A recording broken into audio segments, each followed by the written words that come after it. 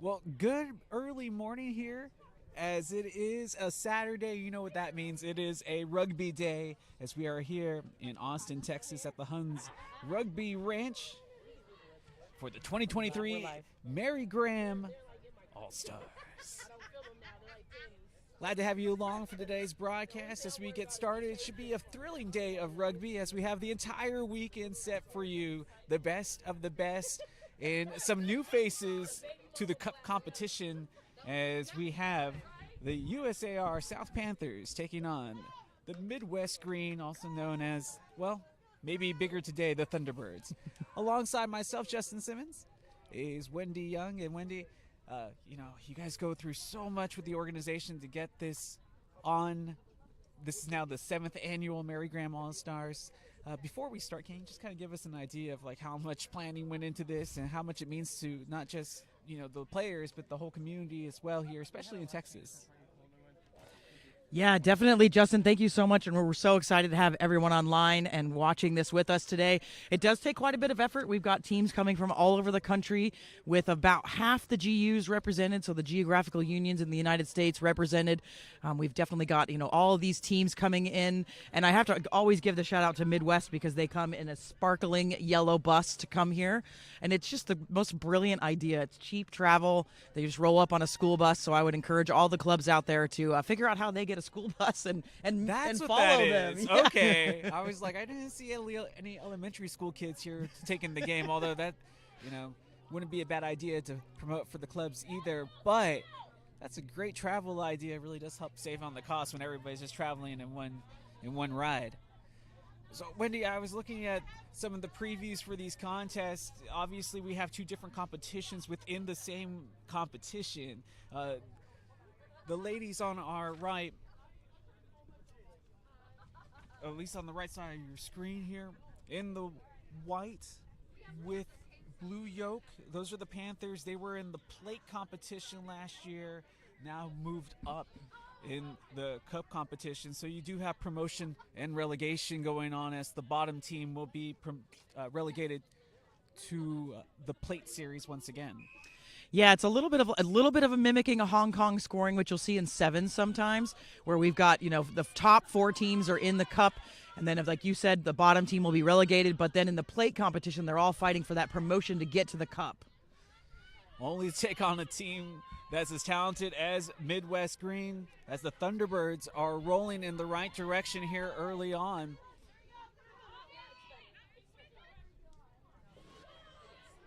And they'll just take this one right into the contact. Izzy Gibbon going to be the scrummy. She will set the pace. You would think the Panthers could be a little intimidated just going against the jumping competition this year, but they don't seem to be too hesitant, especially defensively here early on, Wendy. Yeah, and they are a organization that does go around the country. They do international tours. The South Panthers have a long history of all-star or high-performance rugby, so it's not too foreign for them to come. It's their second year at Mary Graham, and we're happy they're here. But they are a program that is well established. Given with the pick up, and now they're coming here to the near side, and a good pass back on the inside to Fish as they will once again settle. Going right into the contact. That's one fend that sent one defender to ground by the powerful Nicole Burkett. Oh, this goes off the hands, but it's not a knock as it went backwards. The ball fallen on top upon by the Panthers, and now they'll be on the offensive for the first time in this competition. At the plate level. Let's see what they can do here offensively. Oh, and that ball will get lost in the sauce and will end up with the Thunderbirds, at least momentarily, as we will get the knock called. And we're going to have our first scrum down of the day. And Justin, you mentioned Nicole Burkett of the Thunderbirds. Today playing in that lock position today with number 5 on her back is a 2023 Women's D1 Championship with the Pittsburgh Forge. Fantastic coming out here and lending those skills to the Thunderbirds side. We've got a couple of other championship Forge players we want to mention. Renee Wittenberger as well. And then the captain of that winning team, the 8-man, Karina Sarver, as well. I'm simply baffled by just the amount of sheer talent and experience that's available here this weekend. As I was looking through the notes, just former national champions at the collegiate level, national level, amateur level. It was just very impressive. And the Panthers winning the first scrum of the day and getting a good advancement of the ball as they're near the scoring zone here. Oh, but a terrific textbook tackle. It's Morgan Freeman flying up there. I apologize. That's Nicole Fish out of Chicago North Shore with that tackle. Over on the wide side, ends up being a dual tackle as this ball back to ground. The Rooks form, but coming from the side. I haven't played in a while, but that one was easy to call. Yes. Taking it on the quick penalty. Smartly done by the Panthers, as right now it seems that they have Midwest on their back heel. Oh, but they lose it as soon as I say that. Curse of the commentator, I'm afraid, early on, and the knock will be called. So just when they were on the doorstep to the try line, possession lost, and we get ready for what should be our second scrum. Yeah, and you can see, Keita Sutton coming over for the hooker for South. She's a longtime Panthers player, also coming from East Carolina University. She's played on the USA South Sevens team, Raleigh Venom, Harlequins, Ravens, and Southern Expo, and Team Pretty. But, just a stalwart of this team, and we'll talk a lot about her and just getting that team organized, and they're going to rally around her a lot all day today. I'm just waiting for one of these two teams to break loose because that big play is just waiting to happen. It's coming. So they're looking to gain some positioning. It's quickly fielded here on the near side. The throw out to Swift. She is very like her namesake as she's able to outrun one, but isn't able to outrun the second. The ball just teetering on the sideline here as it's going to be tossed back into play.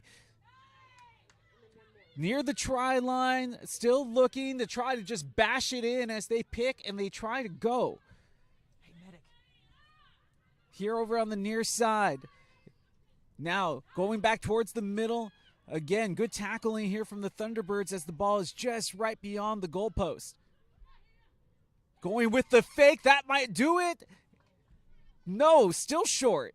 I thought maybe she was able to dot down the ball. They have the overload. If they decide to use it, they don't. They try to touch it down, and they do. First time at the plate level after gaining promotion from last season, and the Panthers come out and score the first try of the day, but we do have a player down for the Thunderbirds. Absolutely fantastic work there by the Panthers to just be a bit patient, all coming from that scrum, and then the kick from Midwest to try to clear that didn't quite go far enough. They were able to use their phases and bring that one through. Just absolutely beautiful work there.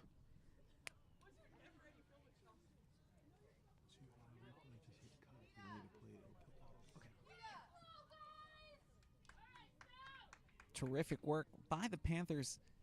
Is again, my main question coming in for you, Wendy, was do you think they were going to be intimidated just because of the step up in the competition, especially going against a very experienced Midwest Green team? But apparently not the case, at least here on the first go around with the possession. Yeah, and South Panthers is a unique all-star side too. They're not geographically they are set in the South, so they're in the true South region, but they gather players from all over the country, so they get to cheat a little bit sometimes and get the best of the best, right? That would explain a lot. I see former Eagle players also on that side, so I was like, wow, true international experience. And they absolutely have some of those true South players from Georgia, North Carolina, South Carolina, Florida down there. We see a lot of representation from Tampa Crew, who won the championship last year, and just a lot of players from down there. But then you'll see every once in a while there's a Texas player playing for the South this year, so you'll see them kind of just nitpicking and grabbing those key players that they may want in certain positions. Nothing wrong with trying to get some high quality groceries when you're trying to build the best meal. Did they make the kick? As the kick was missed. And the player that was down seems to be okay, as I did not see anybody leave the contest. So the score will stay 5-0 here with about 7 minutes into this contest. Here in our opener at the 7th annual Mary Graham All-Stars, live from Austin, Texas. As this ball, that was jettisoned right at the Panthers, and good hands shown by Tanya O'Neill. So the Panthers, just a little bit of a discombobulation as the ball was on the ground, but possession maintained here. Well, in these these teams come and they assemble. Most of the teams practiced yesterday, so they traveled and then they assembled yesterday and practiced. A couple of them practiced twice. So that's really the key here in these semifinals. It's much like Premier Rugby Sevens, where you've come and you got to show up, and whoever can get together and get organized is going to be the one that wins on the day. Well, sometimes it only takes one person to do everything, and it's going to be Megan Annen, the former U23 and senior Thunderbird since 2019. Picking up the loose ball and getting the try as she was able to explode through for the score. And that is just fantastic work there again. Just a good response by Midwest Green, and she's a long-time Thunderbird. Love seeing Megan Annan get through there and just exploiting that ball, like you said, on the deck, picking it up and using that speed to get through and score under the post. Now we've got a tie match with the kick to come. Easily put them in the lead, especially from the positioning. But just to give you an idea here, the ground is rather hard here today, despite the fact that it was humid. So there are some soft patches in there, but there are also a lot of firm ground too early this morning. Doesn't seem to be an issue though on the playing surface as she boots it through, and that makes it an advantage Midwest 7-5. Thunderbirds rolling now as that was a bad giveaway for the Panthers, as they really had the momentum there built up, Wendy, for after that initial score. And I think we did have a replacement come on for that injury. I think it's number 17. We'll just double check who has come on for the Thunderbirds. So it's going to be number 18 now on.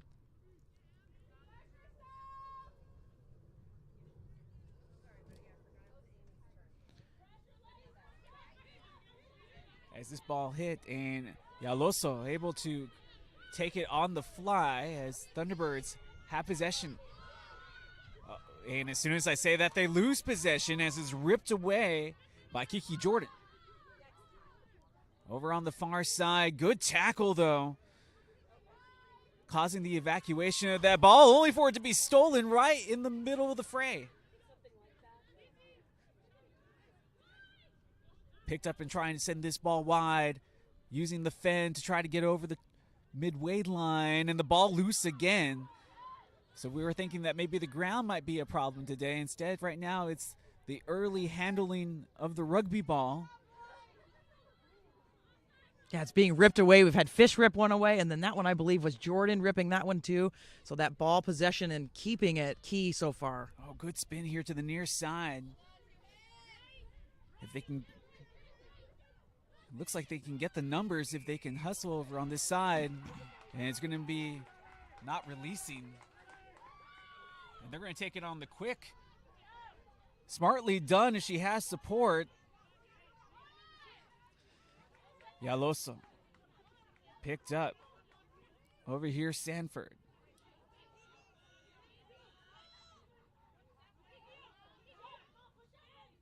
Over to the far side. This is Swenson. Back to the middle of the pitch.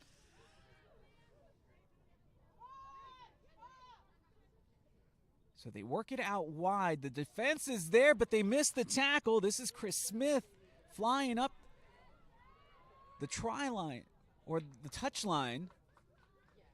The flag does go up. Did they touch? Were they in touch? I think she did go into touch, and that's the captain of Detroit Rugby, Chris Smith.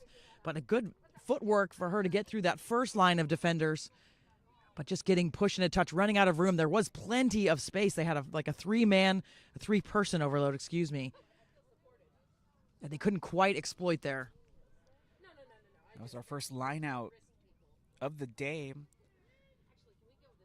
As we're nearing the midway point of this first half, about 12 minutes in.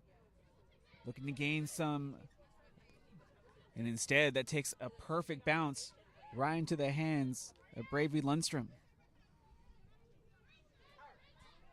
Over here on the near side, carrying bodies and continuing going forward. Finally, the Panthers able to make a bit of a stop, but it's just beyond the try line. There's not a lot of space separating the Thunderbirds from gaining another score. They have the overload, and they see it. And the ball dotted down for the score. Nicole Burkett, we've already talked about her once, and we mentioned them again.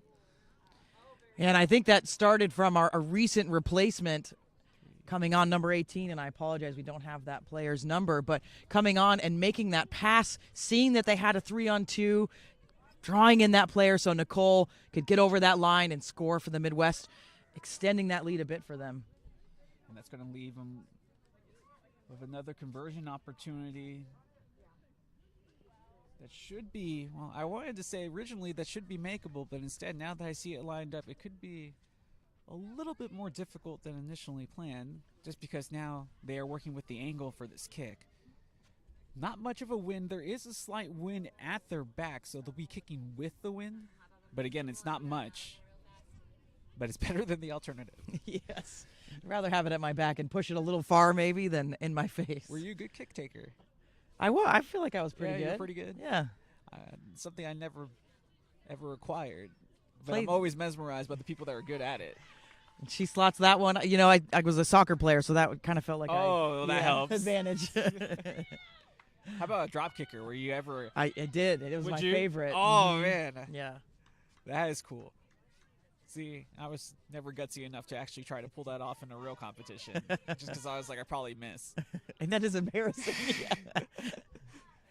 No misses there on the conversion. Makes it 14-5 as now this game kind of starting to settle into what I expected coming in. But as soon as the Panthers had scored first, they had all the momentum. But it just goes to show you how quickly the momentum of a game, especially in rugby, can change on just one turnover. And we almost had another. Yes. If I had that type of luck, I'd be buying a lottery ticket tonight. That's for sure. Yes. Pacey over on the far side, on in. Cutting through, making people miss. This is Smith. So the Wings making a big advantage here as they're utilizing their pace. But it's turned over again. That strip at the point of contact is where we're seeing those issues. And both teams running a bit with the ball just straight in front, needing to tuck it away and use that fend to make space. So kick for kick as it takes the volley into the hands of Campbell. Cindy Campbell running right through the heart of the defense, and she pretty much brings it all the way back over to the additional 10. And we were remiss, we forgot to speak about the match officials here. We've got a high-performance referee group coming in from USA Rugby, so appreciate the support they gave us there. This referee in the center, Rebecca Portlock from Texas, supported by Abby Tobias and Katie Roth, and then we've got Alexis Sari as the number 4 with CMO Amanda Cox here as well. So a really high-level group of referees. This is a really good opportunity for them. It's almost a stepping stone between women's club, D1 and D2, and the WPL. It's that kind of, if you want to be on that WPL panel, you got to get some of these next games. Of course, men's rugby is a way to get there too, but for women's rugby, this is kind of the next level for these referees to be at. Which is also great because then they're coming in, and this is the type of talent, beyond that they're going to get to work with. Obviously, some of these players, international players, so they're getting a kind of a taste of what they would have to be familiar with, especially with the pace and the strength of the game at the top level. Yeah, and I think pace is the key, right? So the difference between D1 club and WPL in some cases is small when you've got Seattle and some of those San Diego, some of those clubs that have been in the WPL now have dropped down. But this is a level where you've got the best of the best players, and so they're going to see it's going to be faster. They have to make quicker decisions and things that the players know the laws here, right? So they're going to push you there. They're going to try to take advantage of that as well. Some of them can be a little intimidating too, so you got to be able to work through that as well. So a scrum there at the penalty, the bind just coming down. Rebecca Portlock calling that one on the far side. And South will go quick. That seems to be tempo for them now. And that's where they were at their strongest, is when they were playing fast. But now just trying to go into contact. And again, another pitcher, perfect tackle, shoulder right into the middle of the body. excellently executed. Looking to fend, but right now the Thunderbirds just seem to flock together when they are coming for these tackles. It's not just one or two players, it's more like 3 or 4 at a time. And that was really well read by the inside center there, Nicole Fish. We've been saying her name a lot this game already. She read that play all day. Yeah, she's been busy on both ends, and it's been effective. Over into the hands of Rachel Bradley, who is taken down, and right now the Panthers are moving backwards as they have lost field positioning, as they are right near the halfway line, and they will lose possession. Turned over, Nicole Burkett. Over into the hands of Yaloso. Oh, and we have a player down as it looked like there was some head contact made on that last tackle. Trying to bring down the runner. And she is up, but obviously in some pain is Cindy Campbell. As she settles back into the defense. Over on the outside, this ball far side of the field. Now with the Thunderbirds. As we are nearing that midway point of this first half with 18 minutes and 35-7, or it continues to click forward, 41 seconds into this game. Now just trying to crash at the door, but the defense denying them entry to the party. Reminds me of college. Not all the bouncers at Texas A&M are hard. Some of them have heart of gold. And just really seeing this tussle in the middle of the field. We're not, Midwest is obviously leading this scoreboard, but South has had their opportunities here, but we continue to see that ball being stripped away. And then a little bit every once in a while, this mishandling is creeping in for these sides as well. But it goes to what you mentioned, right? Like they come together on the weekend, they all have to travel here, and then it's like, okay, congeal. Right. And who can do it the fastest? Exactly, right? And that's what we've heard a lot about some of these teams, and they do icebreakers and team events and, the night before to just try to make sure that they can get together as fast as possible, because that's really what's going to be the key here. Yeah, because when you really think about it, I think that's a big reason why a lot of people play the sport well beyond, your physical peak, is just because of the chemistry that you build with these people over time. Yeah, and at this level, you may have players playing in different positions. Mm-hmm. They may be more suited to be a lock at this position than an 8-man, right? So you might have that too, where you're playing with your teammate, but they may be in a different position as well. So that's the kind of the wrinkle of all-star rugby. No releasing on the tackle. So it was really good recognition by the ball carrier to get that knee down, and Midwest just not quick enough to release that tackler. So a really important penalty here for South. Get them on the other side of the field and see what they can do with this line out. And we haven't had too many lineouts in this first game of the day. 4 set today, 4 set tomorrow. So a full Saturday, a full Sunday. And I have to, sorry, Justin, I have to shout out the little ball boy there. That's my son. It's Cole Young, doing a great job. Cole always puts me in a good mood, man. he's a pretty happy kid. Loves rugby. Here's Fish again. Oh, man, he's the one that's been wanting to play since I got here. Try to stop him. That's right. Oh, another crunching hit leads to another loss of possession. Very physical, and you'll always see the physicality at the tackle, but I think we're seeing the defense is coming up so quickly for Midwest. Kate Davis, smart play. Nobody had her pinned down, got up, continued the possession, and a great advancement here, as this is exactly what the Panthers have needed. And now they are able to spring it to the outside, but they lose possession just beyond the try line, and it's going to be called a knock.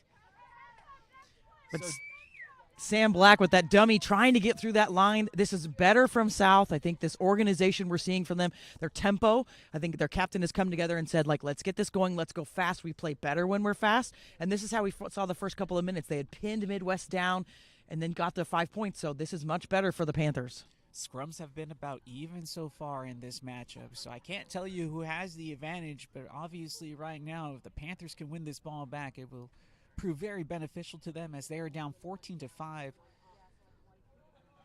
here in the first half of play, as we're past the midway point, 22 minutes in towards that 40. Big thanks to all of y'all who have just joined us here in Austin, Texas, here at the Hungs Rugby Ranch on Nutmeg Sports Media. who have been a terrific partner. Oh, yeah. We've been working with Nutmeg for a couple years now and just absolutely so satisfied with their work. And they know rugby. They mostly do soccer, and they do a lot of sports, but they know rugby. I know that the owner is trying to get his daughter into rugby, so it's becoming a rugby organization. We forced it on them. But they're very good with their quality, especially in remote areas, which is so difficult to pull off. So, and again, always great to work with the people at Nutmeg Sports. So good to be back with them. And we've got, a whole list of supporters this year, Justin. I'm glad you started talking about our supporters.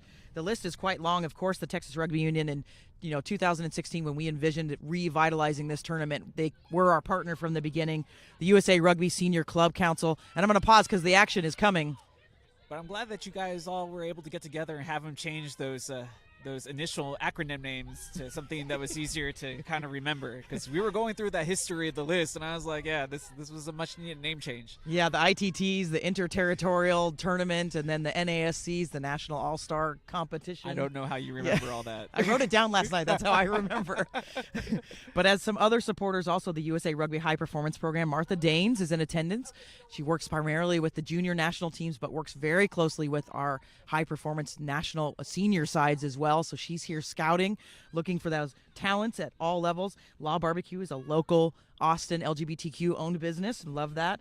Texas Rugby Referee Association, we couldn't do it without them. And then, of course, the USA Rugby High Performance Referees, Amanda Cox, Jamie McGregor, Nutmeg Sports Media. Beautiful intercept there by Keita, and just teasing there. And then the U.S. Women's Rugby Foundation, who is having their conference coming up in January. It's the only women's rugby conference in the country. So if you haven't heard about that, we urge you to check that on their website. And then, of course, the Mary Graham, who the tournament is named after, is also a donor. And then she'll be on the mic with me a bit later, so we'll talk about her, too, later. Oh, that's awesome. I know, Who's she's here Mary in Graham? person. I was like, actually in person? Okay. It's not a postmortem. Everybody thinks that it's a postmortem, and it's not. She's just awesome and has been a long supporter of rugby in Texas and Colorado and across the nation for a long time. Man, that's what I love about this game. You just never know, like, who you meet, and then you mention the game, and then you go into this full, like, book of just, like, stories, and then you make a friend for life, and then just the support. Yeah. And, it happens at work, too. I ran into somebody the other day that our DEI gentleman at our work, and his daughter plays for the Valkyries, and I had no idea. Oh, nice. So it's just crazy. Surprisingly, how we have talked about the lack of hands or the lack of ball security. We have seen some impressive interceptions. Yes. We have seen some impressive takeaways. And the Panthers, right there, right on cue, get the block, the scoop, and looking for the score. It is true. Regina Durkin. Just fantastic there, getting the block and getting the ball and then scooping it up in one hand. That was just absolute skill there by Durkin to do that. We're testing a replay system this year, so we're going to try to get that replay for you. We'll see if it's working. Still working out the kinks there with Nutmeg. But just absolute skill by Durkin there to pick that up with one hand and then to have the speed with the stunned defense to get through for the South. Fantastic. Yeah, we're going to have to learn how to utilize the replay system a little bit better. That's user error on my part, honestly, y'all. We'll get it or we'll abandon it. It's okay. Yeah. We're willing to fail fast and learn here at the Texas Rugby Union. That's what it's all about, though. That's like the one thing I learned about rugby when I first participated. It's really one of those duct tape sports. It's like, oh, you got an issue? No, we can fix that. Don't worry about it. And we want to be better than the duct tape, but we still are duct tape sometimes. But it's just one of those things, though. It's just all like, oh, well, that's user error. That's on my part. It's like, I tried to get the crash course this morning. I might have touched something on, there's a lot of buttons on my screen, and I don't know what they all mean. Like, what's Catarl? And the scrum half with that score there, Regina Durkin, just talk about playing for 16 years, playing for Knoxville Minks right now, but has played for Nashville Stone Lions and Western Kentucky University. She's also a coach at the University of Tennessee. And has a note to say, "Go Hellbenders." I didn't know that was their mascot. No, I didn't know that either. But I looked at the note. I was like hoping that you can give me some more information on that. So, but no, we both learned something new today. Kick. Yeah, kick is off. So 14-10 our score, but We've seen some miraculous individual plays here lead to some big-time scores, but that was one by Durkin that the Panthers sorely needed, as they had lost a lot of momentum that they had built early on after scoring first. So if you tuned in late, Panthers actually scored first. They had it up 5-0, but then the Thunderbirds of Midwest Green were able to even up the match, then take the lead on the conversion thanks to some good defense, as they were able to rip away possession deep within the field positioning of the Panthers. They were able to get another score. The Panthers had looked down for the count as the ball was kind of teetering in the midfield for a predominant amount of time before that block, scoop, and score by Durkin, and just given away once again as he gets past Nicole Fish. That is a name that we have talked about a lot here in the first half, as she makes another big play, big tackle, bringing the player automatically to ground upon reception. Midwest Green, both through two. Just crushes would-be tacklers, this Wittenberger. But it's tipped away again. And that's Fletcher trying for that tip. The long arms of Fletcher trying to go for that intercept. And no card here in sevens. That would be a card, but in 15s there's a bit more discretion. Trying to disrupt that play. She's wily, that Fletcher. I like the effort, though, and obviously that stops the momentum that was being gained by Midwest Green. So a very pro stop, knowing exactly what they were doing there. Yeah, and Fletcher, has played rugby a long time. I see we don't have too many notes about Fletcher, but Fletcher, 40 years old, has played since I played, I think. So that's a really long time. I've at least played. Yeah, I've at least played against Fletcher before, so I know I haven't played in 12 years. So Fletcher's been playing for a really long time and has been a really strong player for this team as well. It doesn't really feel like that long ago. It didn't until I went to the Valkyries had an alumni practice, and I went and I was like, yeah, it's been more than a decade, and that hurt. Shoulders and knees. Oh man, that doesn't. I think that's what stops me from playing sevens even. For sure. Like, I like the idea, but I was never fast. I definitely didn't get faster. And I know those hits hurt more as you progress in age. For sure. The recovery is brutal. That's why I always talk, how people talk about weekend warriors and they run their Tough Mudders and stuff. I'm like, nah, come and play rugby and show me how tough you are. And I see Martha Danes. She's not in camera, but she's here. As we said, here supporting the high performance programs for USA Rugby. Always on the lookout for new talent. And, of course, Martha works, a lot with those junior national teams, but works really closely with Bidewell and I know newly appointed Brandon Sparks, USA Rugby appointing him as the women's high-performance manager. So working closely all in one. I know they're a big team down there, just looking for that talent as they are going to be going into the World Cup year. In 2025, the Women's World Cup will be in England. Oh, it should be a good one. Yeah, we just got out of the Men's World Cup. That was fun to watch. I was really hoping that Ireland was finally going to pull it off this year. No, but South Africa just too strong. That's right. Fantastic matches those were. So I'm really looking forward to the Women's World Cup. As the game continues to grow, more recognition, Olympics, all this stuff coming to fruition. And we mentioned the XV1. It was the first year. We'll have it again next year. So that's an opportunity for these players if they want to play higher level. Not everybody does. Some people just like playing All-Stars too. But if they want to play higher, there's a lot more women's rugby out there now. It's just nice to have the option. For sure.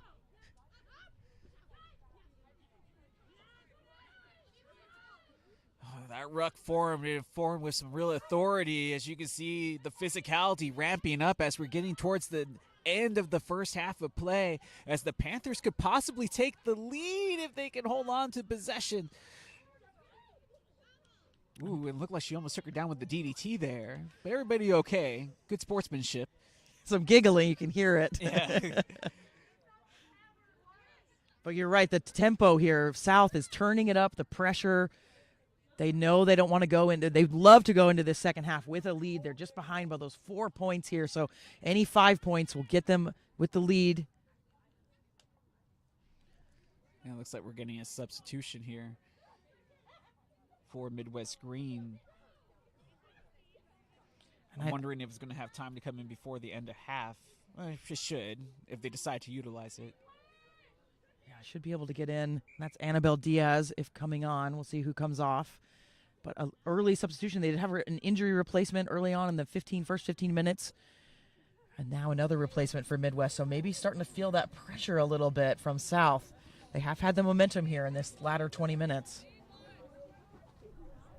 It's a good call, Wendy. Yeah, the momentum really riding with South here recently. Very reminiscent of how this game started early on. And they have been strong in the scrum. And it's almost another stalemate again. Midwest comes out with it. And they're going to release to the backs. Another bring down will lead to the ruck as the defense backs off, just trying to corral possession, not trying to let Midwest come too far towards the midway line. And they have not been afraid to be aggressive with the defense. They have been willing to try to jump routes, willing to try to intercept, have the Panthers, and now instead they've lost all tactical skill there. And they were just willing to try to just run right at the defense. That ball went backwards? No, it did not. Yeah, maybe intentional knock there. It did kind of fly out of hands. I can't tell there. Referee, point towards the camera when you make your signals. A little tip there. If you're aware. Maybe they were offside? Yeah. But Midwest has an opportunity to kick this one up the pitch, and they're just outside their own 40. We've just got a few minutes left in this first half. And the sun coming out. We've got a partly cloudy. I think it's 70. No, it's not quite 70 yet. It's going to be 70. It's 58. Doesn't feel like 58. It feels like 65. It feels really nice for us, but I know Midwest is coming from cold weather, but probably well suited for South. Oh, this would be great running weather for anyone here. Very optimal. But, yeah, Midwest might start feeling the heat as the Panthers defense tries to ramp up and get back to possession. It's only 14-10 now after the Panthers were able to get that scoop and score off of the block from Regina Durkin. And here on the near side, the ball loose. This confusion there just momentarily picked up over by Gibbon, and now trying to just advance this ball forward, now over the midway point. And it looks like the Thunderbirds kind of had a change of tactics on the fly as they are now just running right at the Panthers and now starting to find success. Yeah, and they've got their forwards and backs split now. But there's quite a few forwards over here. They're ready for something. Here it comes. Another crunching fend. It's Burkett, yeah. It's like the 6-1 of the day. Absolutely lays the smackdown, does Claire Flynn. My ribs hurt after seeing that. Absolutely. Not afraid to go right into the fray of the contact there with Sarver. Oh, this is a game of attrition. You can just hear it, just clack after clack. And that's Diaz, the fresh legs for Midwest, coming on and making a big impact. The ball went off of her shin. Good control by Fish to keep possession. Oh, but it bounced off their face there for Clayler. And that will result in the knock. And I think Midwest might be feeling the pressure a little bit here. We've definitely seen them, I wouldn't say change tactics, but more deliberate, running at the line with pace, with intention, and then getting set up for their next job. And you can hear the scrum half. She's upped her chat. I'm a former scrum half myself, so she's upped her chat, and you can tell that she is taking a little bit more command, I think, of the side and telling them what she wants instead of hoping they do what she wants. She's taken another step towards that leadership role, I think. That was probably the best defensive stand that we have seen from the Panthers. As it really looked like the Thunderbirds were going to find a breakthrough eventually, but no, that wall just rose and stood from USAR South.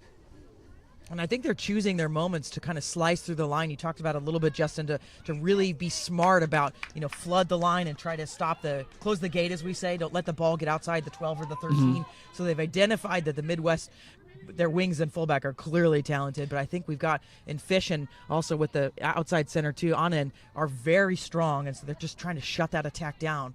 And so then the forwards are going to step up, and Midwest is known for their forwards, so we'll see how that goes for them. Yeah, that forward pack we already saw Nicole Burkett a few times. Just seems untackleable in some cases.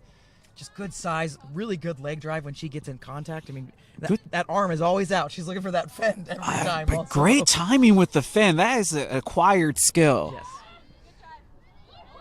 Like, not everybody can fend like that.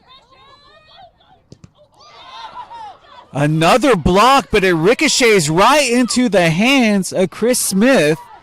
As Smith is brought down, the ball popped loose, and good tackling once again by the Panthers as they force the Thunderbirds backwards. Trying to set that line. Getting the ball out has been a little bit of an issue to get it out cleanly here recently, as we see a lot of balls skidding across the ground as they try to go wide for Midwest. And it's from the scrum half. She's doing a fantastic job, Izzy Gibbon, but she's rushing it a little bit as she's trying to get tempo. She's going too quickly now. And we talked about the up and pacing for the referees with the uptick in competition because of these All-Stars, and that's something that the players also have to deal with as well sometimes, coming from their clubs and now joining these All-Star squads and being like, oh, yeah, that's right. The pace of play, the strength, the tactical skill, it's all takes a uptick here.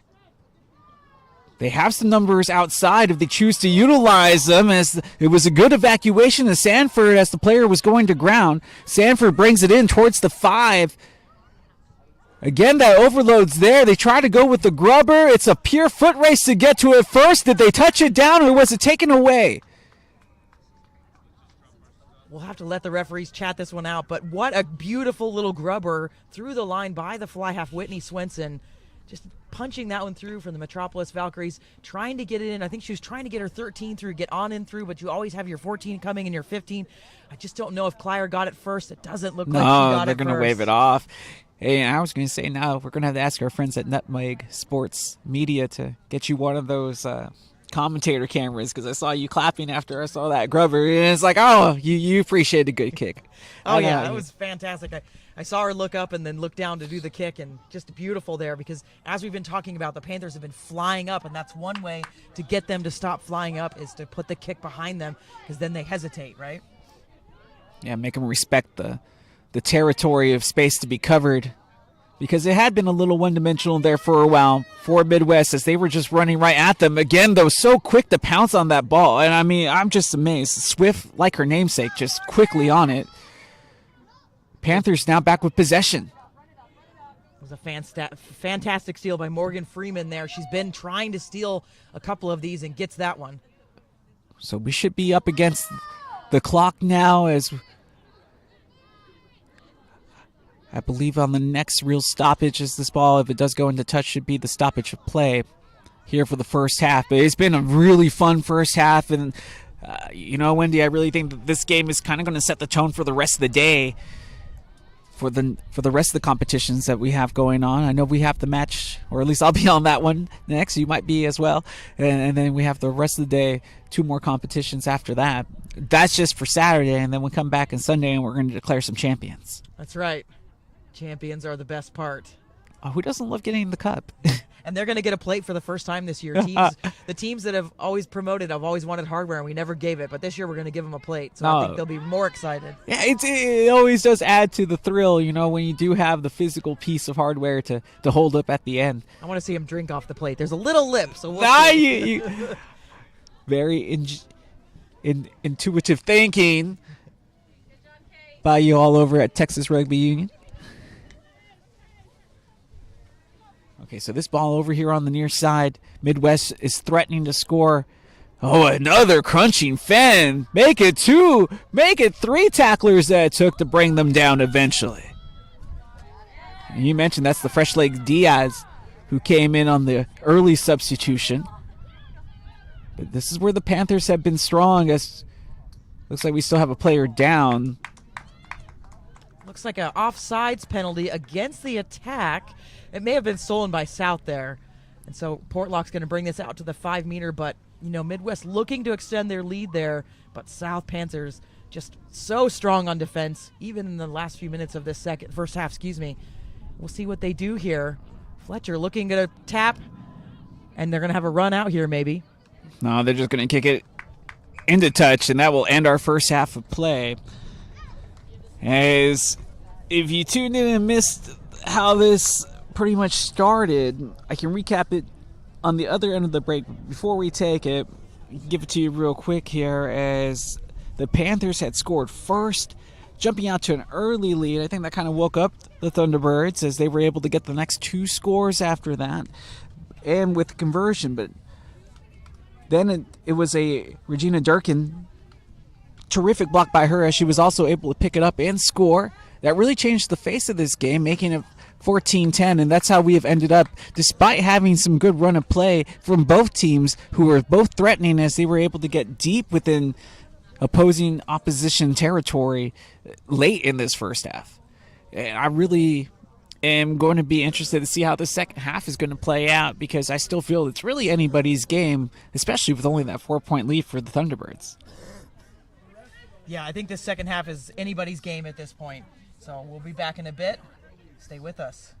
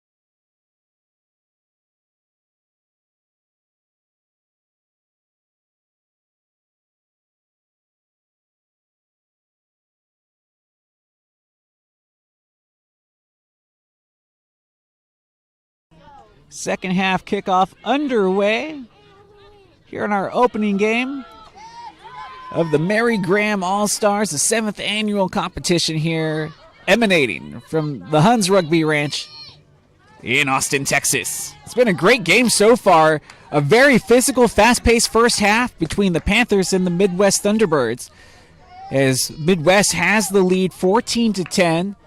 We were talking about the weather earlier, Wendy. Now we felt that little chill all of a sudden. I did. Yeah, it's actually quite nice here. I think it's 60 now, 58 degrees, and like little tiny breeze, and it's actually really nice, I think, the whole day. It might be a little warmer at the 2 o'clock game, but it's really nice. Yeah, it's not expected to get above 75 degrees, which is just a miracle in the state of Texas, no matter when it happens. Especially with our summer. We had 44 days of over 100 or something crazy. I felt most of it because I got stuck working games outside in it. Built up quite the short collection this summer just to have the right gear. But, this definitely beats the alternative if you've been tuning into this competition for the last couple of seasons, because I remember how cold it was last year. I brought like a whole bag because I was like, I refuse to freeze again. Our vendor over across the way, Rugby Ninja, sold more hoodies than she's ever sold before. That's right. Oh, man. I'm glad that they had a good week, though. That the weather really helped them out on that. But no, the weather couldn't be nicer. It's supposed to be nice tomorrow as well. So 2 perfect days of rugby. So if you couldn't make it out here today on this Saturday, don't worry, rugby will also be played on a Sunday. And you can make it out here tomorrow. So Midwest now with possession. A couple of fends keeps this run going for Lynn Claylor.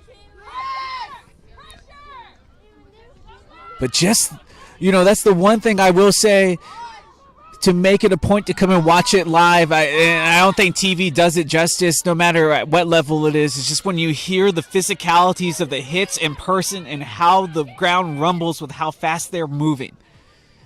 Yeah, and you can come every year because we do this on the first weekend of December every year. So you can put this in your calendar. We'd love to have those stands over there chock full of fans. And it's free. We don't charge. No, you just have to get here. Yeah.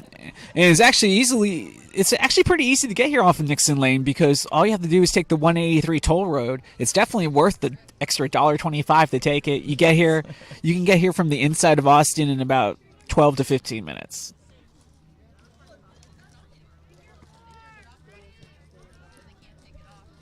And we haven't seen any real dominance in the scrums. It's been very equal. Midwest usually known for their scrums, their power, but South able to equal them here.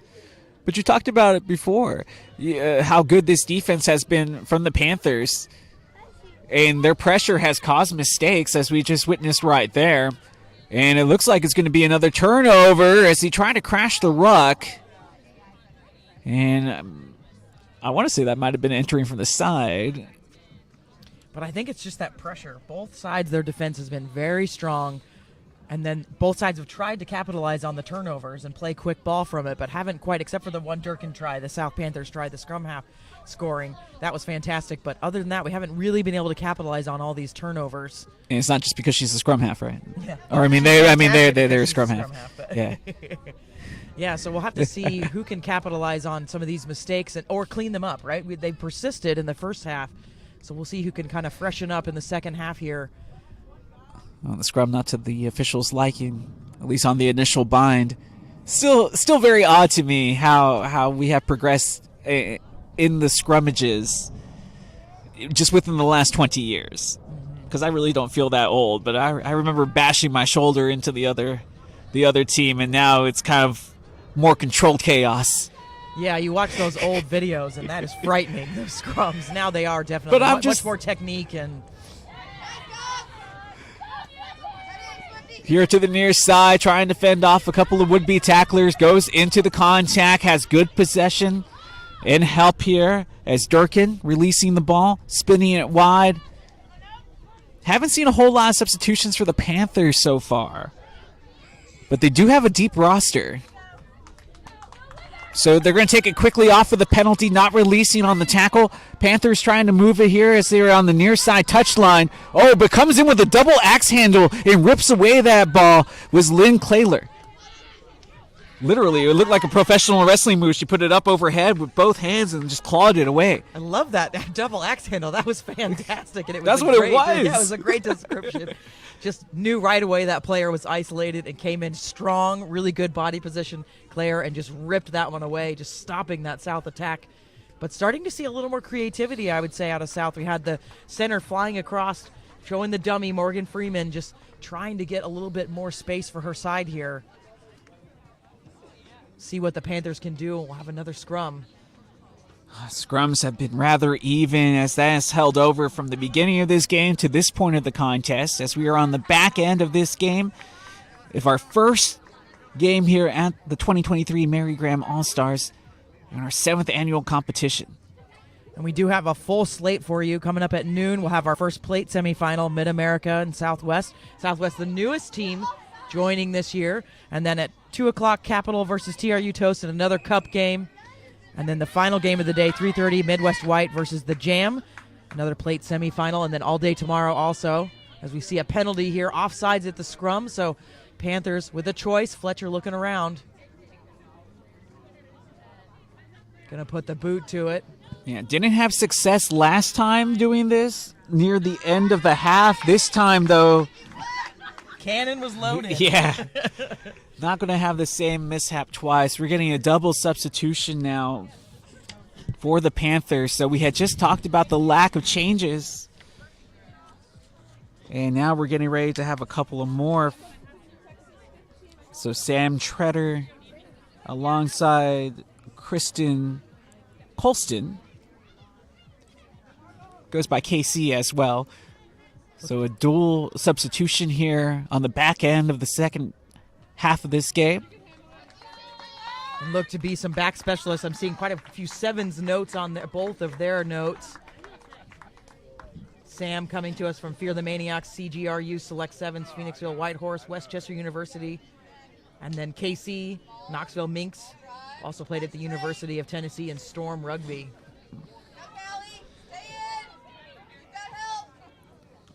Thinking their coach probably looking to settle things in the back line just for that extra veteranship, it seems. As they're front, great take and fake, running the option right up the dive middle, taking a little American football and putting it into our rugby football. Our referee, though, is down. And, medic. And we do need the medic. Looks like Rebecca Portlock took a shoulder, accidental, but is taking a minute. We have to thank our athletic trainers here with Baylor Scott and White out on the scene very quickly to take a look at Rebecca Portlock. Yeah, we are prepared for these types of situations. We do have a number 4 who is a certified referee. You never want to see this happen where you shift everybody around. Hopefully Becca can get back up. We'll see here. I was going to say this is the first time I've actually ever seen this happen in competition. Yeah, it's rare. But it's one of those things where, you have a mass of bodies flying around, and sometimes you can't get lost in the fray as the official. And it can be hard to control as the lone person there. But we also did mention, the pitch conditions today. There was going to be a little soft spots to go along with some of that firm ground, and maybe she has stepped in one of those soft divots at the same our official go down originally.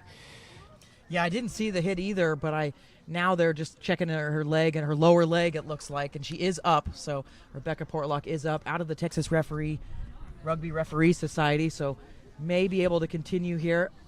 Actually does look like we're going to make a switch. I see Katie Roth from the Rocky Mountain, probably going over to get her whistle. And it's always different to take a hit when you're expecting it or when you fall, but when you aren't expecting it, that's when it gets a little dangerous because you just aren't prepared for it. Right, yeah, as a referee, you're not expecting to be hit. You will sometimes get jostled, but not like that. But like we said, we've got a system of replacement built in. The number 4 will move to AR, and then you designate your ARs 1 and 2 generally, so you know that you're the replacement referee. So Katie Roth looks like she'll come in and help with this game and step in as Becca in the center. Yeah, I can see that the mic changes are happening, but my heart goes out to Rebecca because this has been a really well officiated game as both teams were making Rebecca work a lot just because of the pace. and Rebecca was doing a great job keeping up with the pace of play, and I felt, all stoppages were made correctly. Like, it was just a well-paced, officiated game. And I know that they're trying to gain experience, like you had mentioned before. This is kind of like that in-between level to take that next step to get to, the top tier. So kind of losing out on an opportunity going down with the injury here. Hopefully they'll be able to return, later this weekend. And that's nothing too serious, but obviously shaken up enough to have to step away from this contest. Yeah, and you mentioned it definitely is an opportunity for these referees, and Becca, having done the final last year, is not has been here before and has done very well at this tournament. We're hoping that she will be okay as they're making their changes here. But this game we've had in front of us has just been absolutely spectacular. We're still 14-10. We ended the first half with that. And we're not really seeing, there's nobody that has the upper hand, except for, I would say, like, South's defense is just like a tick more maybe, but then Midwest has looked to be taking more chances in this second half. A little more kicking and really trying to run with deliberateness. Is that a word, deliberateness? I go with that. I was like, and I was going to say, no, as the analyst, you are more within your right to find the little portions that you think that might be the change. And I think, if you've been watching this game with a keen eye, I think you've been spot on with what you're saying, because that's what it seems like so far. That Panthers defense had been tested early on, but they didn't let them score. It looked like, I really did feel that Midwest early should have probably came away with 3 tries, maybe 4, because they had them past the 5-meter line, right near the try line, and the Panthers were able to force them into a knock-on situation or a penalty situation and regain possession multiple times. And then we saw them later on in the first half once again kind of make that high line, especially when they lost possession off of the kick. They formed this high line defensively, as Rebecca walking off under her own power, so that's great to see. She had a smile on her face, so hopefully this is just, preventative. Make sure she's okay. I mean, safety for the players is paramount, but for our match officials as well. Anyone involved in this game, safety is number 1. So we'll see Katie Roth out of the Rocky Mountain come in. And I've done this before. I've come in at halftime or, 60 minutes in and replaced a referee. It's tough. As an AR, you're doing a completely different job, and now you're the center referee, and you want to honor what that referee has put forward. So like you said, Becca's had a great first couple minutes here and set the standard for this game, and Katie's going to come in and try to replicate that as well. She will do what she's used to doing as her style of referee, but she's going to honor what Becca's put forth as far as the platform and the standards. So we shouldn't see a drastic difference is what I'm trying to say.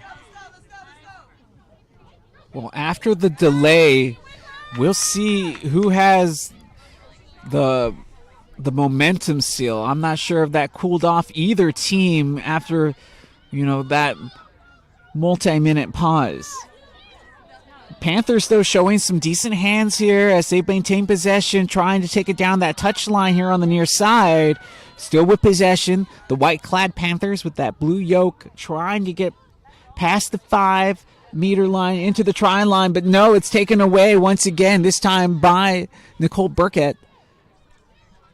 Burkett strikes again. Yeah, slowly has been one of the MVPs of this game. And the ball kicked back. And falling right on it was Bavery Lundstrom. And the penalty awarded to the Panthers. They take it on the quick, but the defense quickly shuts the door. And possession, no, not turned over. Still with the Panthers. Kiki Palmer trying to find some room as Jordan, nothing there still, as the defense starting to gain some numbers, as no maul form finally going to the ground. Trying to get the overload here on the near side. Instead, just going to take it and crash through the defense. Trying to have some support, but the defense outnumbering the offense of the Panthers. Player down to ground, and the ball not touching. The one thing I love about this game the most, the opposition can enter the goal-scoring area, but if they don't touch the ball down, the score doesn't count, and the defense holds, at the most slimmest of margins.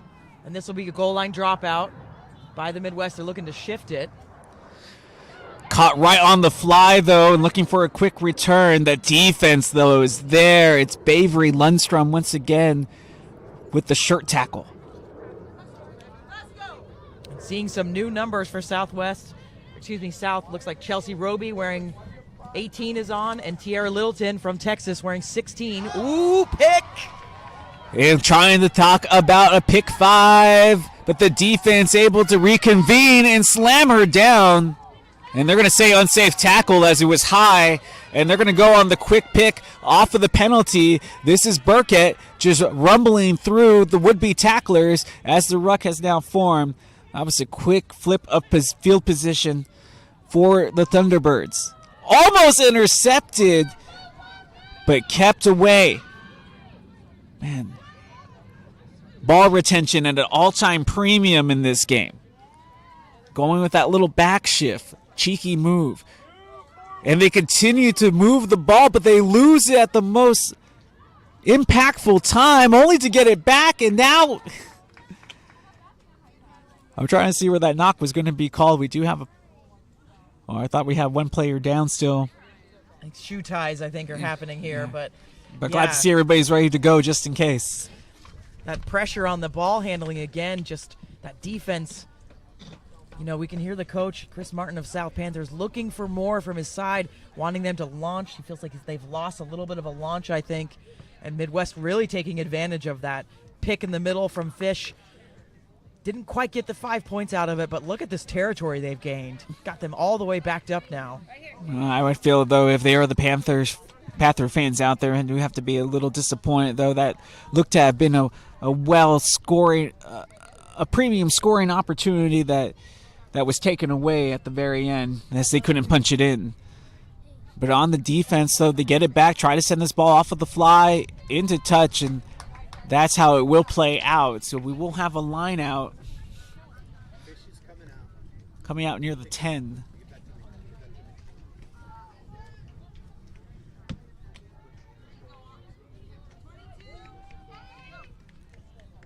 Midwest Green looking to make a change. Some fresh legs coming on for both sides. Dirlam Kadamon coming on. Yeah, Cardamon coming on for the Midwest. And then Darcy Ayers coming on for South.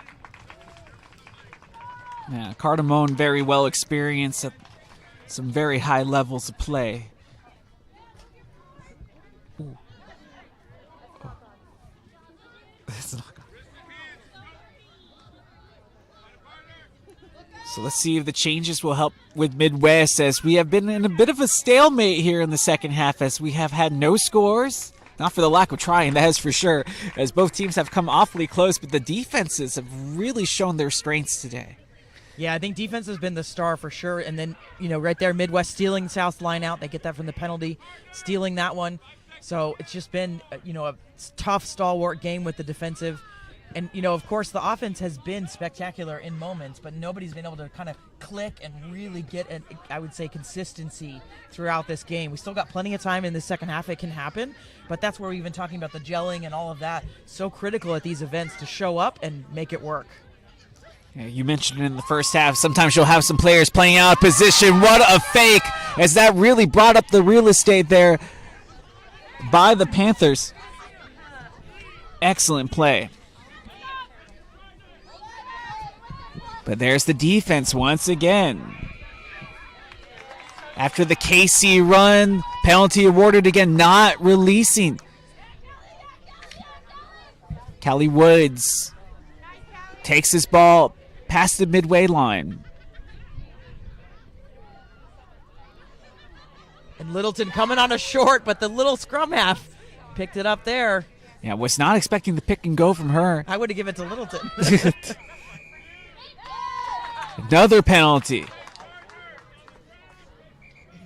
And these teams being ultra decisive, I'm surprised.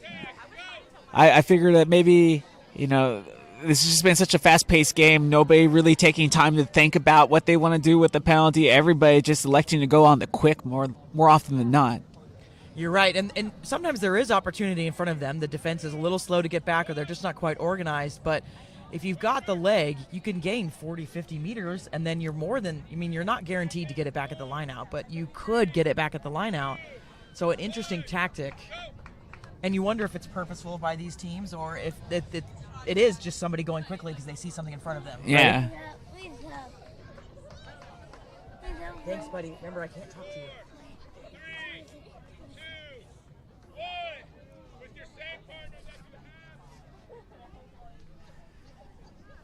So that line out, while not the cleanest, it will count for the Panthers. To get this ball out, they have some space to work with. This is some good ball movement as they had the runner. It wasn't a knock, though, as it was backwards. But now lost there is Swift, as she is met by a gaggle of Midwest tacklers. Try and just crash it up the middle now with Bradley. Good ruck, but possession lost. And now the Thunderbirds are going to just try to boot this ball to get their back away from their try-zone. And we have a crunching collision between both players as both were going to ground to try to play the loose ball. Like, they both went in so hard that their force just made them smack and dive right down in the middle of the collision. Yeah, you could hear that one here. They both are up. I can only speak from experience of having maybe 4 times collided like that, and it just feels so weird because you're not expecting it. Good to see both players were okay. She would be offside if she tried to play that ball. Smartly done by the Panthers defender. Oh, but they found the lane. Diriam Kadamon, only one person to beat the tackle. Excellently executed in the open field. Gonna have to show some NFL teams how to tackle there. How do you eat? That was Colson with that beautiful dummy just slicing through the line. That was gorgeous. But turned over now. So again, trying for touch. It will find its way. So we should have a line out coming up. As this game remains 14-10, and we'll have a substitution for the Thunderbirds as Lauren Shiley. And then I think we've got a blood sub from one of those collisions. Going to come off and get treated for South. Yeah, that's exactly what it is, as Alyssa Corrales will check on as that, and we see it here coming from the nostril of the Panther player who did come off for the blood sub. So right on the start, Midwest, oh, great tackle. Tied that ball up. Exactly where I was getting at. Kept her from even getting that pass off.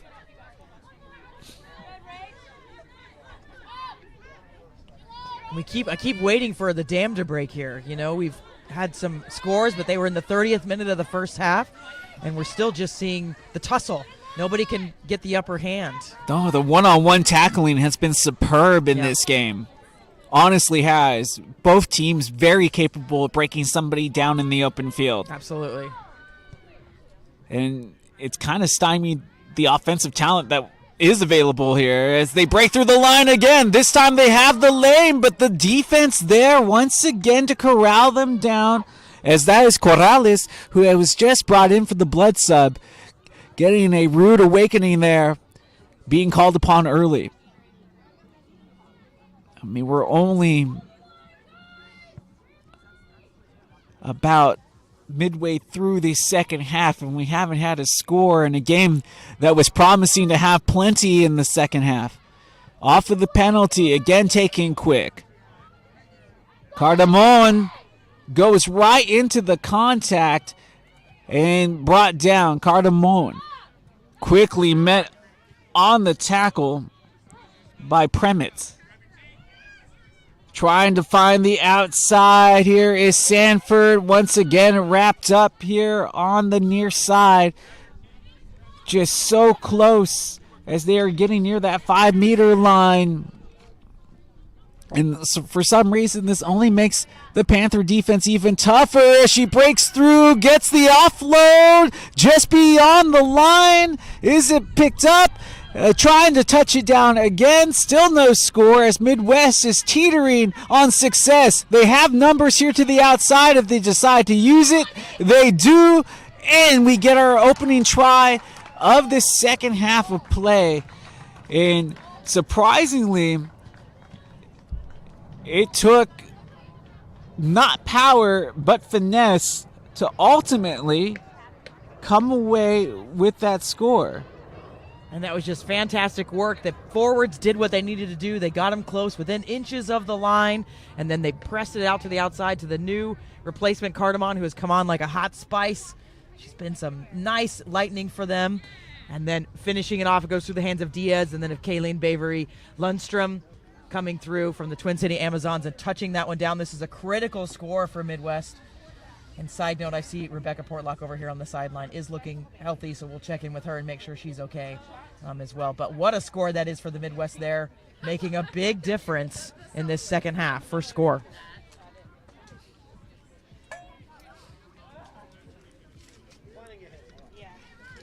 Some more changes coming up for the Panthers as they find themselves behind, at least currently, 19-10. Kick still awaiting.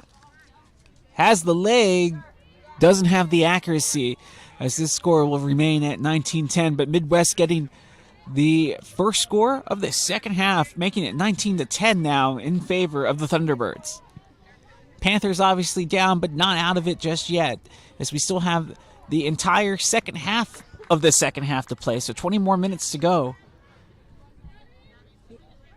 Yeah, we definitely saw South scoring quickly after Midwest scored, so they're able to respond.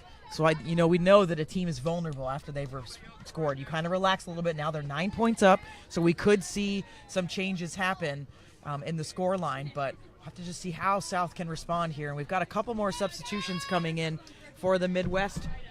April Williams stepping on the pitch. And then don't quite have the second substitution, but some fresh legs on for both sides in the second half of this second half.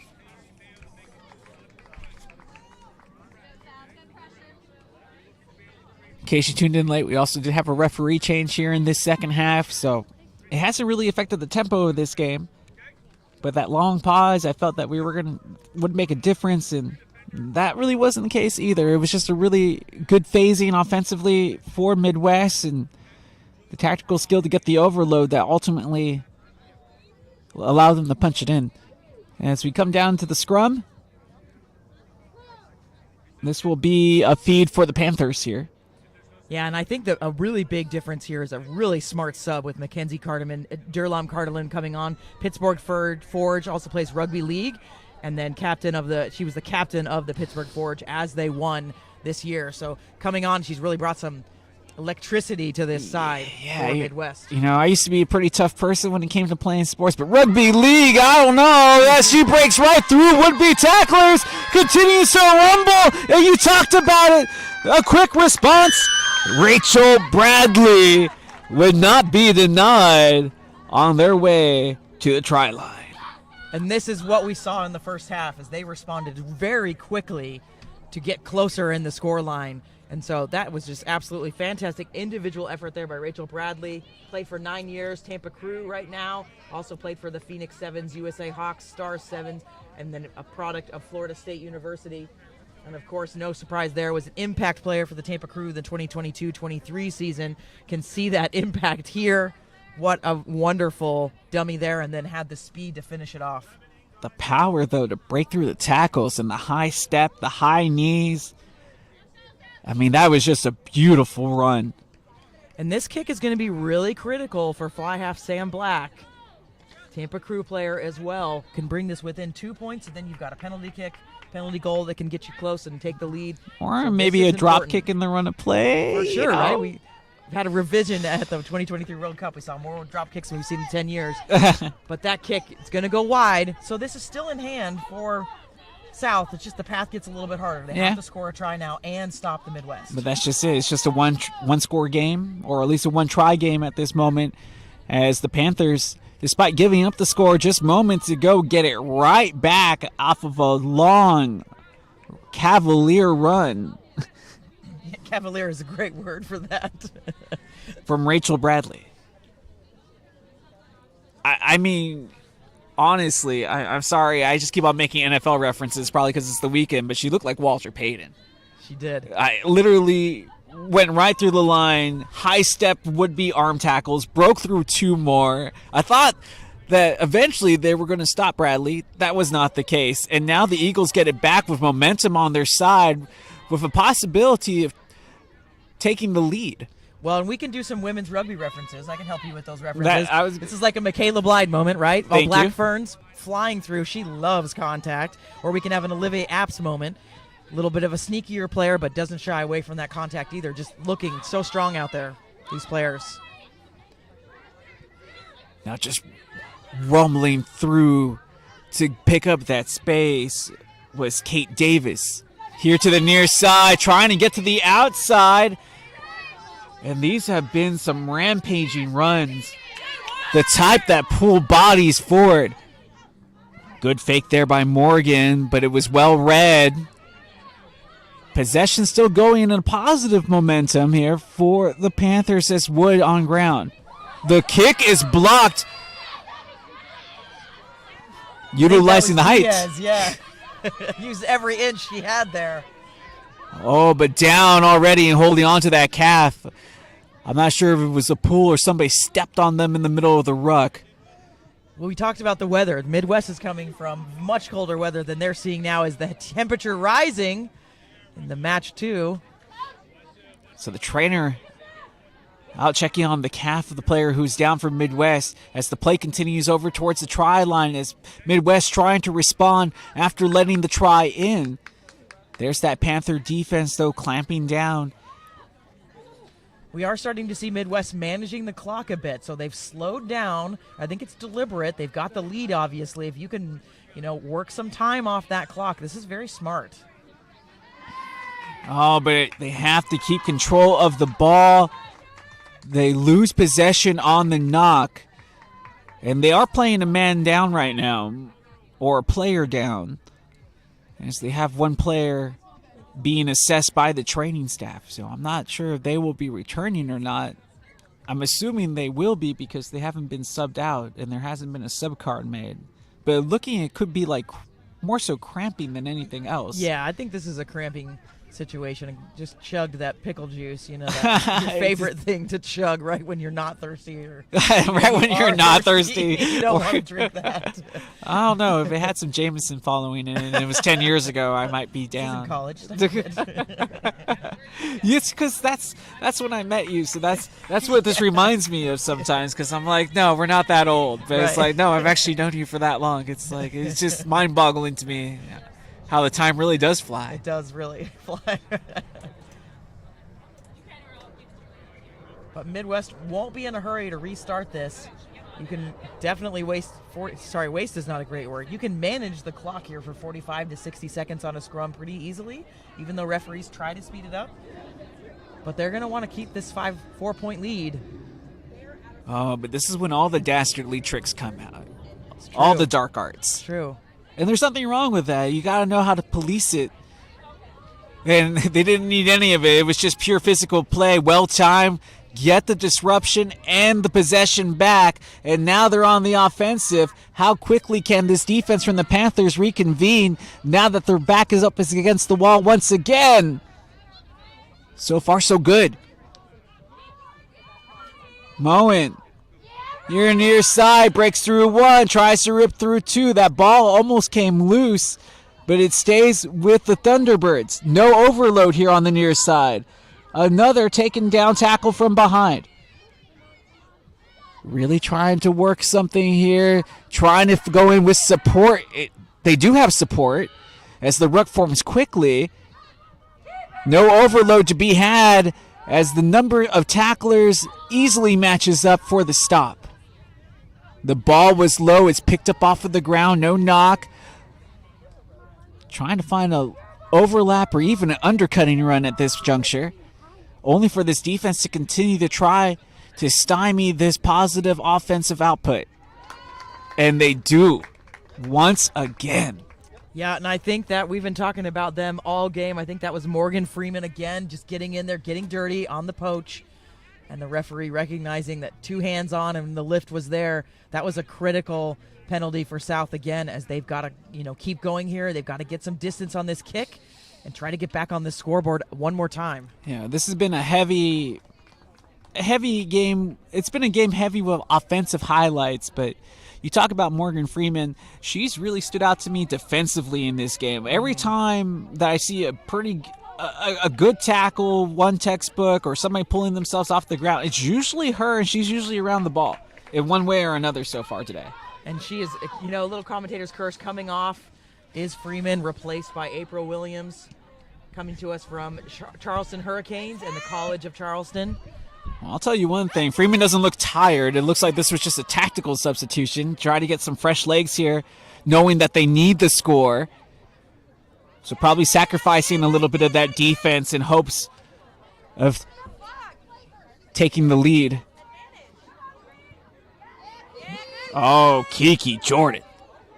Unable to be stopped initially as she took the ball over the midway line. That was a beautiful offload there. Did a double take. All about possession retention right now. Can't afford to have any untimely knocks.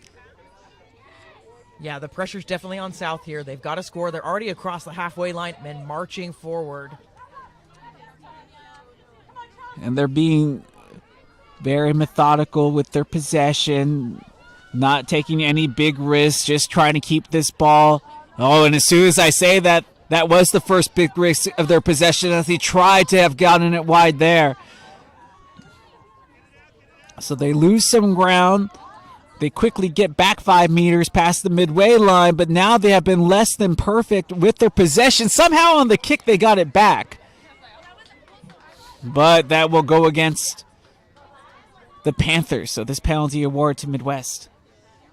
Looking like it's offsides there. Just a little bit of confusion. I think we had a player kicking it, the fly hacking, so kicking a loose ball and then it bouncing off a Midwest player and into somebody else's hands, so a tricky one there for Katie Roth, the replacement referee here, but ends up in the hands with the Midwest green. It always works out like that, right? When you're thrown to the fray, it's kind of like the first day when they try to train you on the register at some store, and it's all like, of course, it's going to be some weird return. They only do it once in a great while, but it would happen to be on your first day. And in your first 10 minutes, probably. Yeah, exactly. Some complicated thing that you have to go find your manager for. Yeah, they're like, no, never mind. You'll never run into this. We won't tell you.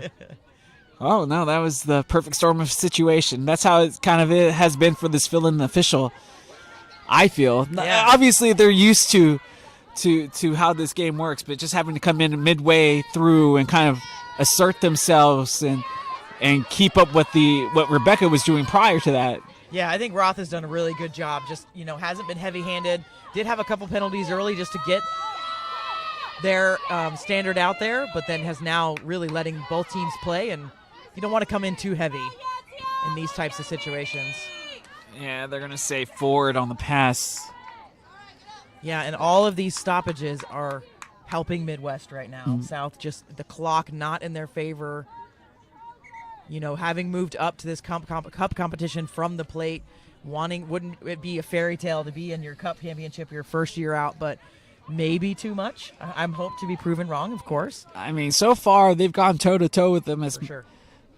against a really well-experienced Midwest Green squad that's used to being here. But let me ask you, Wendy, how does this affect the clock now that we're starting to see what looks to have become a cramping issue now for Midwest Green? This is their second player down. I think it might be the same player. No, different player.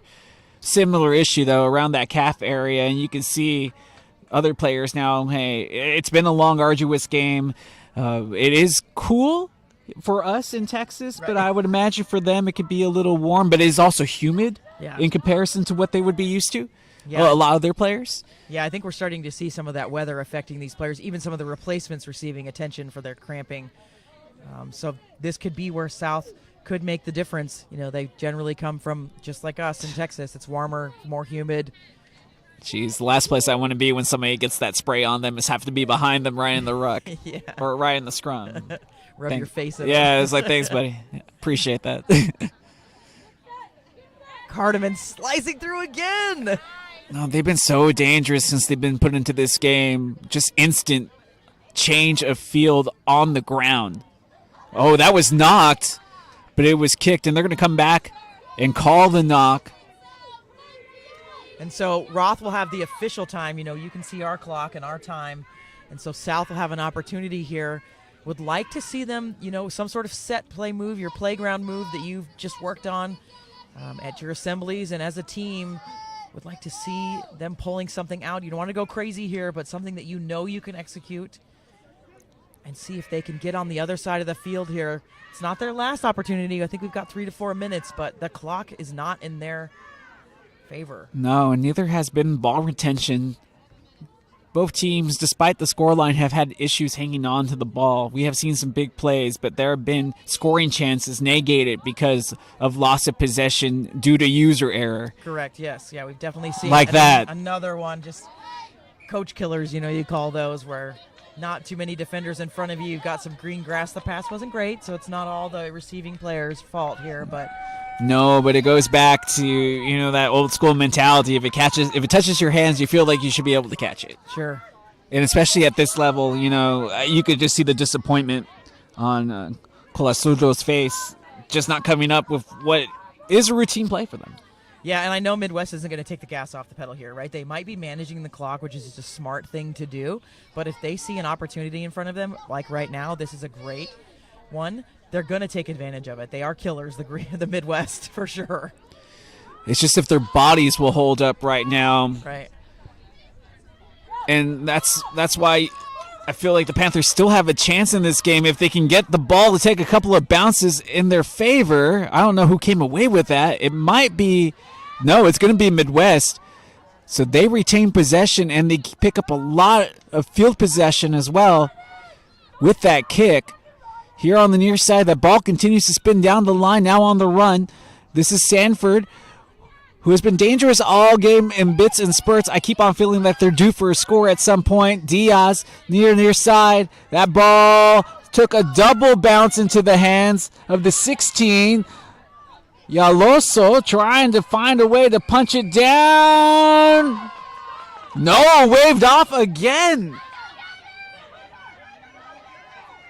And now coming back was Colasudro, who makes up for the mistake moments ago by advancing the ball. Now cramps starting to happen for both teams here, as we still have one player down. That is Flynn dealing with them now for the Panthers.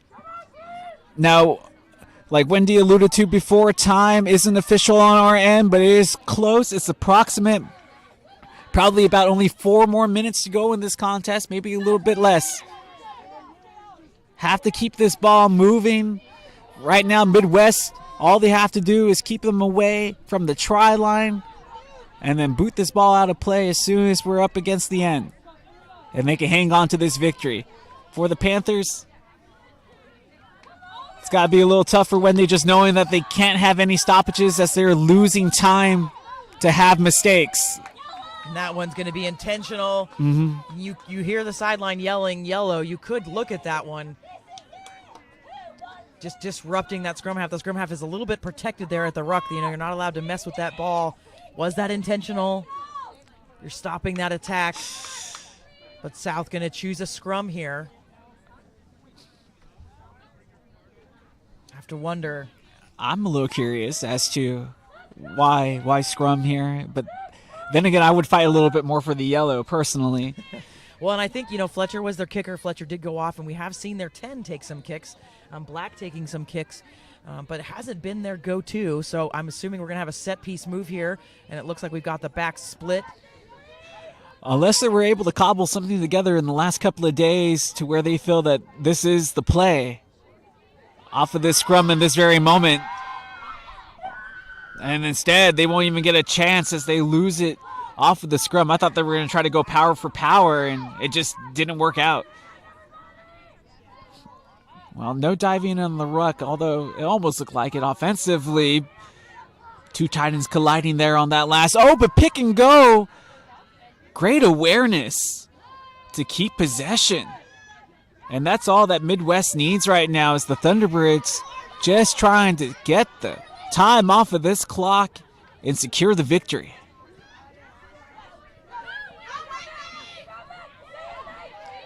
Oh, she tiptoes the line, didn't go out of play. She's ridden down from behind. As Midwest Green, I thought maybe they were just going to try to play it safe. Instead, they're looking to try to secure this victory with an exclamation point. And South is trying to poach at every opportunity and disrupt this.